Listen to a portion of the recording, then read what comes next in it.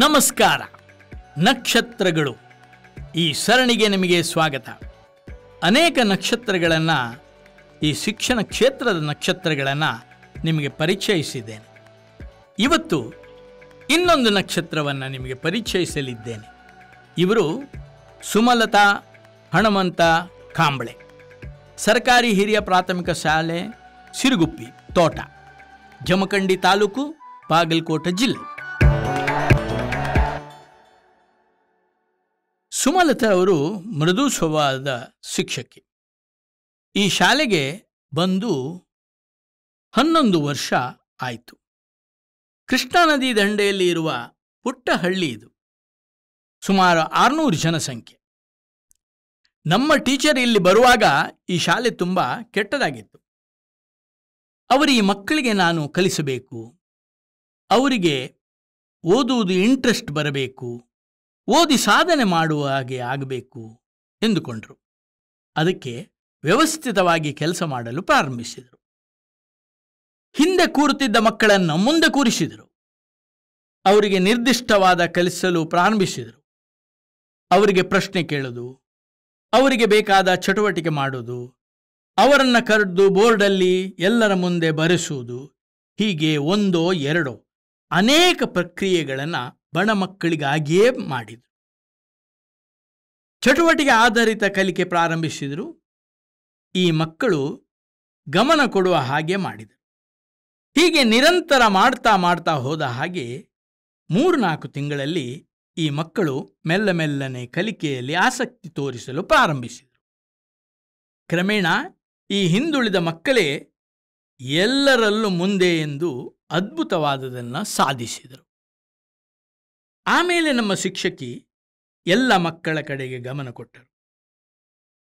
1-2 ವಿಷಯ ಪಾಠ ಮಾಡುತ್ತಿದ್ದ ಶಿಕ್ಷಕರು ಎಲ್ಲ ಪಾಠ ಮಾಡಲು ತೊಡಗಿದರು.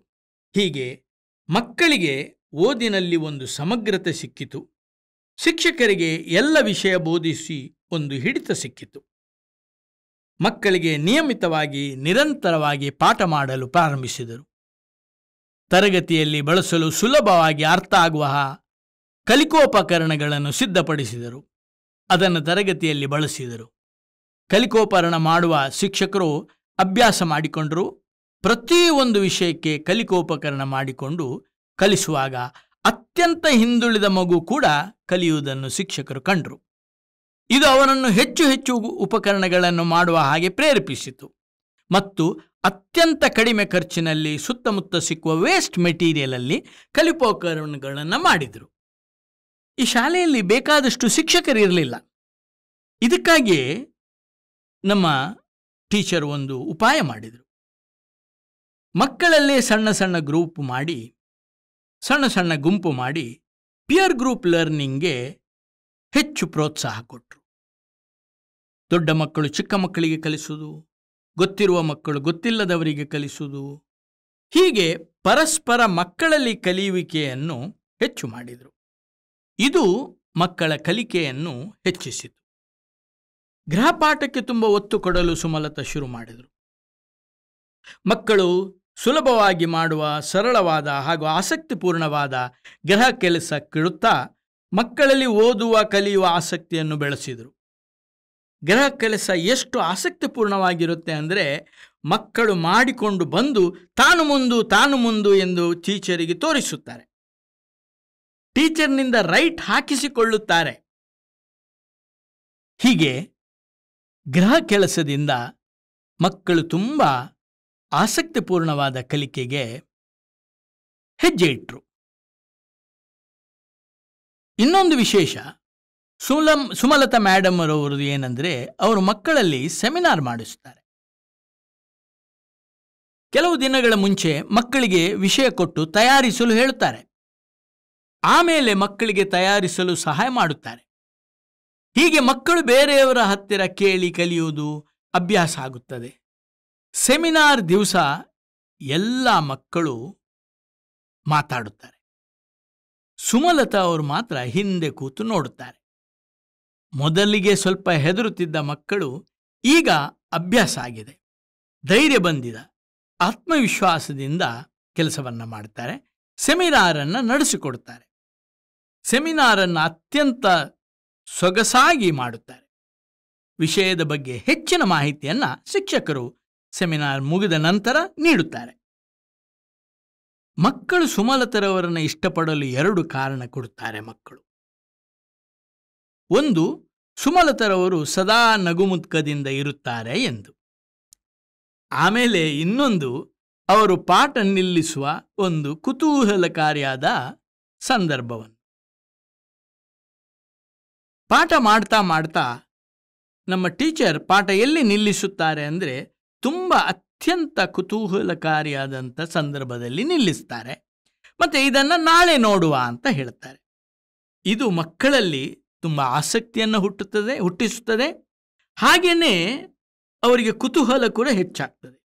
ಅದೇ ಕುತೂಹಲದಲ್ಲಿ ಅವರು ಮರುದಿವಸ ಪಾಠ ಕೇಳಲು ಬರ್ತಾರೆ. ಇದು ನಮ್ಮ ಟೀಚರ್ದು ಒಂದು ವಿಶಿಷ್ಟವಾದ ಪದ್ಧತಿ.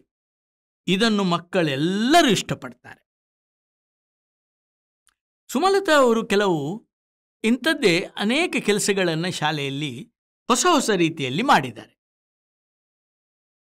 ಒಳ್ಳೆ ಕೆಲಸದ ವೃಕ್ಷ, ಇದು ಸುಮಲತರವರು ಕಂಡುಕೊಂಡಂಥ ಒಂದು ಅದ್ಭುತವಾದ ಸಾಧನೆ.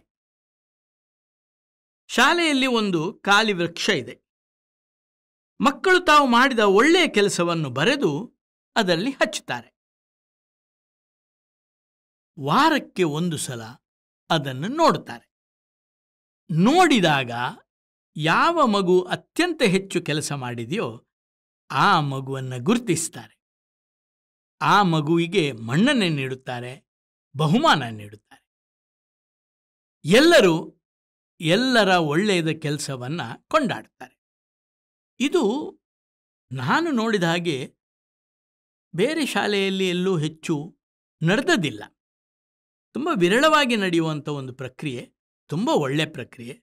ಮಕ್ಕಳಲ್ಲಿ ಒಳ್ಳೆ ಕೆಲಸವನ್ನು, ಒಳ್ಳೆ ಗುಣವನ್ನು, ಒಳ್ಳೆ ಮೌಲ್ಯವನ್ನು ಬಿತ್ತಲು ಇದರಷ್ಟು ಒಳ್ಳೆ ಪದ್ಧತಿ ಬೇರೊಂದಿಲ್ಲ ಅಂತ ನನಗನ್ನಿಸ್ತದೆ. ಆನ್ಲೈನ್ ಕ್ಲಾಸಸ್, ಬ್ಯಾಂಕ್ ಮತ್ತು ATM. ನಮ್ಮ ಟೀಚರ್ ಕರೋನಾ ಸಮಯದಲ್ಲಿ ಮಕ್ಕಳ ಕಲಿಕೆ ನಿಲ್ಲುತ್ತದೆ ಎಂದು ಆನ್ಲೈನ್ ಕ್ಲಾಸ್ ಸ್ಟಾರ್ಟ್ ಮಾಡ್ತಾರೆ. ಆನ್ಲೈನ್ ಕ್ಲಾಸ್ಗೆ ತುಂಬ ಶ್ರಮ ವಹಿಸಿ ಅವರು ಅದನ್ನು ತುಂಬ ಇಂಟ್ರೆಸ್ಟಿಂಗ್ ಆಗಿ ಮಾಡ್ತಾರೆ. ಮಕ್ಕಳಿಗೆ ತುಂಬ ಇಷ್ಟ ಆಗುವಂಥ ಆನ್ಲೈನ್ ಕ್ಲಾಸಸ್ ಮಾಡ್ತಾರೆ. ಸಾಧಾರಣ ಒಂದು 60-70 ಆನ್ಲೈನ್ ಕ್ಲಾಸಸ್ ಆ ಸಂದರ್ಭದಲ್ಲಿ ಇವರು ಮಾಡಿದರು. ಅದು ತುಂಬ ಚೆನ್ನಾಗಿತ್ತು ಎಂದು ಎಲ್ಲ ಮಕ್ಕಳು ಅದರಲ್ಲಿ ಭಾಗವಹಿಸಿದವರು ಹೇಳ್ತಾರೆ. ಹಾಗೆಯೇ ಮಕ್ಕಳಲ್ಲಿ ಹಣದ ವ್ಯವಹಾರದ ಬಗ್ಗೆ ಒಂದು ಅನುಭವ ಬರಲು ಈ ಶಾಲೆಯಲ್ಲಿ ಒಂದು ಬ್ಯಾಂಕ್ ನಡೆಸ್ತಾರೆ. ಮಕ್ಕಳು ತನ್ನಲ್ಲಿದ್ದಂಥ ಹಣವನ್ನು ಅಲ್ಲಿ ತಂದು ಇಡುವುದು, ತಮಗೆ ಖರ್ಚಿಗೆ ಬೇಕಿದ್ದಾಗ ಹಣವನ್ನು ತೆಗೆಯುವುದು, ಈ ಎಲ್ಲ ವ್ಯವಹಾರವನ್ನು ಮಾಡಿಸುತ್ತಾರೆ ಟೀಚರ್. ಲೆಕ್ಕಾಚಾರ ಇಟ್ಟುಕೊಳ್ಳೋದು, ಲಾಭ ನಷ್ಟ, ಇದೆಲ್ಲವೂ ಈ ಬ್ಯಾಂಕಿನ ವ್ಯವಹಾರದಿಂದ ಮಕ್ಕಳಿಗೆ ತಿಳಿಯುತ್ತದೆ. ಅಷ್ಟೇ ಅಲ್ಲ, ಮುಂದೆ ಹೋಗಿ ಈ ಟೀಚರ್ ಒಂದು ATM ಕೂಡ ಮಾಡಿದ್ದಾರೆ. ATM ಹೇಗೆ ಕೆಲಸ ಮಾಡ್ತದೋ ಅದೇ ಥರ ಕೆಲಸ ಮಾಡುವ ಒಂದು ಮಾಡೆಲನ್ನು ಈ ಶಾಲೆಯಲ್ಲಿ ಮಾಡಿದ್ದಾರೆ. ಇದು ಈ ಶಾಲೆಯ ವಿಶಿಷ್ಟತೆ. ATM ಅನ್ನು ಬಳಸುವುದು ಹೇಗೆ ಎಂದು ಮಕ್ಕಳಿಗೆ ಕಲಿಸುವುದಕ್ಕಾಗಿ ಈ ATM ಮಾದರಿಯನ್ನು ಟೀಚರ್ ಮಾಡಿ ಬಳಸಿದ್ದಾರೆ. ಕನ್ನಡದ ವಿದ್ಯಾಪತಿ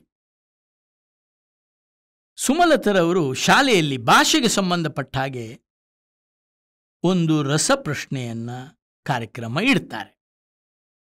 ನಿರಂತರವಾಗಿ ನಡೆಯುವ ಈ ರಸಪ್ರಶ್ನೆ ಕಾರ್ಯಕ್ರಮದಲ್ಲಿ ಮಕ್ಕಳು ಆಸಕ್ತಿಯಿಂದ ಭಾಗವಹಿಸುತ್ತಾರೆ ಹಾಗೂ ತುಂಬ ವಿಷಯಗಳನ್ನು ಅವರು ಕಲಿತಾರೆ.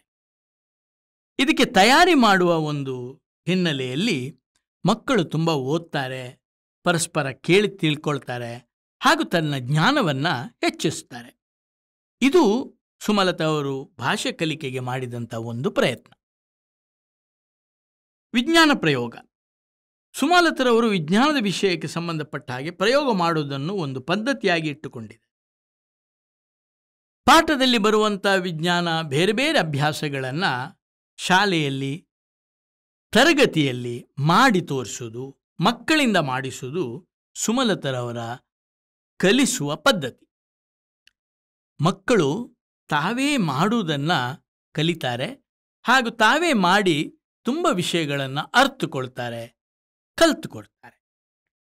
ಕ್ರೀಡಾಕೂಟ ನೋಡಿ, ಈ ಶಾಲೆಯಲ್ಲಿ ದೈಹಿಕ ಶಿಕ್ಷಕರಿಲ್ಲೇ ಇಲ್ಲ. ಆ ಸಂದರ್ಭದಲ್ಲಿ ಸುಮಲತಾರವರೇ ದೈಹಿಕ ಶಿಕ್ಷಕರಾಗಿ ಕೆಲಸ ಮಾಡ್ತಾರೆ. ಬೇರೆ ಬೇರೆ ಆಟಗಳನ್ನು ಮಕ್ಕಳಲ್ಲಿ ಆಡಿಸ್ತಾರೆ. ಖೋಖೋ, ಕಬಡ್ಡಿ ಆಡಿಸ್ತಾರೆ, ಹಾಗೂ ವಿವಿಧ ಆಟಗಳಲ್ಲಿ ಮಕ್ಕಳಿಗೆ ಅನುಭವ ಬರುವ ಹಾಗೆ ಮಾಡ್ತಾರೆ. ಈ ಸಲ ಅವರಿಗೆ ಖೋಖೋದಲ್ಲಿ ವಲಯ ಮಟ್ಟದಲ್ಲಿ ಬಹುಮಾನವನ್ನು ಗೆದ್ದು ಈ ಶಾಲೆಗೆ ಕೀರ್ತಿ ತಂದುಕೊಟ್ಟಿದ್ದಾರೆ. ಪ್ರತಿಭಾ ಕಾರಂಜಿಯಲ್ಲಿ ತಾಲೂಕು ಮಟ್ಟದಲ್ಲಿ ಉತ್ತಮ ಸಾಧನೆ ಮಾಡಿ ಬಹುಮಾನ ಗೆದ್ದಂಥ ಶಾಲೆ ಇದು. ಸುಮಲತಾವರ ಮನಸ್ಸು ತುಂಬ ಸೃಜನಾತ್ಮಕವಾಗಿ ಕೆಲಸ ಮಾಡುತ್ತದೆ. ಹಳೆ ಟಿವಿ ಒಂದಿತ್ತು, ಅದನ್ನು ನವೀಕರಿಸಿ ನಲಿಕಲಿ ಮಕ್ಕಳಿಗೆ ಸ್ಮಾರ್ಟ್ ಕ್ಲಾಸ್ ಥರ ಅದನ್ನು ಬಳಸುತ್ತಿದ್ದಾರೆ. ನಲಿಕಲಿಯ ಮಕ್ಕಳಿಗೆ ಬೇಕಾದಂಥ ಬೇರೆ ಬೇರೆ ವಿಷಯಗಳನ್ನು ಆ ಟಿವಿಯಲ್ಲಿ ತೋರಿಸಿ ಅವರ ಕಲಿಕೆಯನ್ನು ಉತ್ತಮಗೊಳಿಸಿದ್ದಾರೆ. ಇವರು ಕ್ಲಸ್ಟರ್ ಮಟ್ಟದ ಉತ್ತಮ ಸಂಪನ್ಮೂಲ ವ್ಯಕ್ತಿ. ತುಂಬ ಒಳ್ಳೆ ಕೆಲಸ ಮಾಡ್ತಾರೆ. ಬೇರೆ ಟೀಚರ್ಸಿಗೆ ಅರ್ಥ ಆಗುವ ಹಾಗೆ ತುಂಬ ವಿಷಯಗಳನ್ನು ತುಂಬ ಚೆನ್ನಾಗಿ ಪಾಠ ಮಾಡುತ್ತಾರೆ. ಇವರಿಗೆ ಇನ್ನೊಂದು ಶಾಲೆಗೆ ನಿಯೋಜನೆ ಆಗುತ್ತದೆ. ಆ ಶಾಲೆಯಲ್ಲಿ 7ನೇ ಕ್ಲಾಸ್ ಮಕ್ಕಳನ್ನು ಕಲಿಸಲಿಕ್ಕೆ ಕೊಡ್ತಾರೆ. ಶಾಲೆಗೆ ಹೋಗಿ ಕ್ಲಾಸ್ ಒಳಗೆ ಹೋದಾಗ ಇವರಿಗೆ ಆಶ್ಚರ್ಯ ಕಾದಿರ್ತದೆ. ಮಕ್ಕಳು ಬ್ಯಾಟ್ ಬಾಲ್ ಹಿಡ್ಕೊಂಡು ನಮ್ಮನ್ನು ಆಟಕ್ಕೆ ಬಿಡಿ ಎಂದು ಹಠ ಹಿಡಿತಾರೆ. ಏನು ಮಾಡಿದರೂ ಪಾಠ ಮಾಡಲಿಕ್ಕೆ ಬಿಡುವುದಿಲ್ಲ. ಅಂಥ ಒಂದು ಮಕ್ಕಳನ್ನು ಇವರು ಜೊತೆ ಸೇರಿ ಅವರ ಹತ್ರ ಆಟ ಆಡಿ, ಅವರ ಹತ್ರ ಪಾಠ ಮಾಡಿ, ಕಡೆಗೆ ಆ ಎಲ್ಲ ಮಕ್ಕಳನ್ನು ಶಿಕ್ಷಣದಲ್ಲಿ ಆಸಕ್ತಿ ಬರುವ ಹಾಗೆ ಮಾಡಿದ್ದು ಒಂದು ಪವಾಡ ಅಂತ ಹೇಳ್ತಾರೆ ಆ ಶಾಲೆಯ ಸಹ ಶಿಕ್ಷಕರು. 22-23ನೇ ಸಾಲಿನ 7ನೇ ವರ್ಗದ ಉತ್ತಮ ಶಿಕ್ಷಕಿ ಎಂದು STMC ಹಾಗೂ ಶಾಲಾ ಶಿಕ್ಷಕರ ವರ್ಗ ಇವರನ್ನು ಗುರುತಿಸಿದೆ. ಯಾವುದೇ ಮಗು ಕಲಿಯುತ್ತದೆ, ಅದನ್ನು ಕಡೆಗಣಿಸಬಾರದು, ಅದಕ್ಕೆ ಗಮನ ಕೊಡಬೇಕು, ಸ್ವಲ್ಪ ಪ್ರೀತಿ ಕೊಡಬೇಕು, ಕಲಿಸುವ ಬೇರೆ ಬೇರೆ ಪ್ರಯತ್ನ ಮಾಡಬೇಕು. ಆಗ ಅಂಥ ಮಗು ಅದ್ಭುತವಾದದ್ದನ್ನು ಸಾಧಿಸ್ತದೆ ಎಂದು ತೋರಿಸಿಕೊಟ್ಟಂಥ ಸುಮಲತಾ ಮೇಡಮಿಗೆ ನಮ್ಮೆಲ್ಲರ ಪರವಾಗಿ ಶುಭಾಶಯಗಳು. ನಮಸ್ಕಾರ.